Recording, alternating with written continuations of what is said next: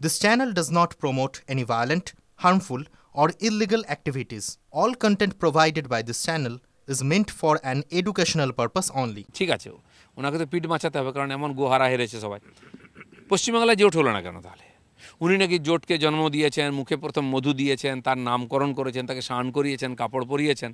আর যখন জন্মদিন হলো ওনাকে ডাকাই হলো না, অন্নপ্রাশনেও ডাকা হলো না। দাইমার অভিনয় করলেন, দাইমাকে ডাকলো না কেন? অন্নপ্রাশনেও ডাক পাননি। ছেলের দাঁত উঠলো, উৎসব হলো, কেউ ডাকলোই না, উনি অবাঞ্ছিত হয়ে গেলেন।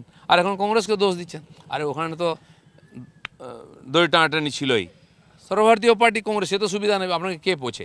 গায়ে মানে না, আপনি বড় যান। আবার হয়তো উনি ইলেকশন আসছে, ছুটবেন, মহারাষ্ট্রে যাবেন, তামিলনাড়ু যাবেন, উত্তরপ্রদেশ যাবেন, কোথায় কোথায় যাবেন। তাতে কি হবে? পশ্চিমবাংলায় কী লাভ হলো?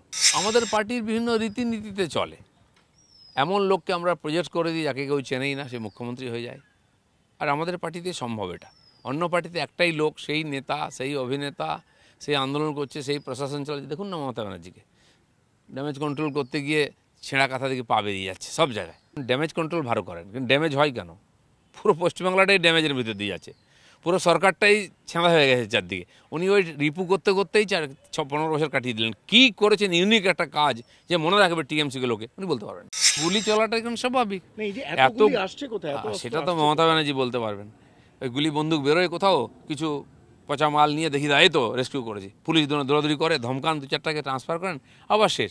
আরে এই গুলি বন্দুকটাই তো ওনার ইলেকশনের কাজে লাগে। এখানে পাশে ভাঙড়েতে এত বন্দুক চলে, ইলেকশন আগের থেকে শুরু আসে থেকে মুড়ির মতো যেমন পড়তে থাকে। এটাই পশ্চিমবাংলার শিল্প। এখন পাড়ায় পাড়ায়, গ্রামে গ্রামে ফ্যাক্টরি তৈরি করে গুলি বন্দুক তৈরি হচ্ছে, আর সেটা রাজনীতিক কাজে ব্যবহার হচ্ছে।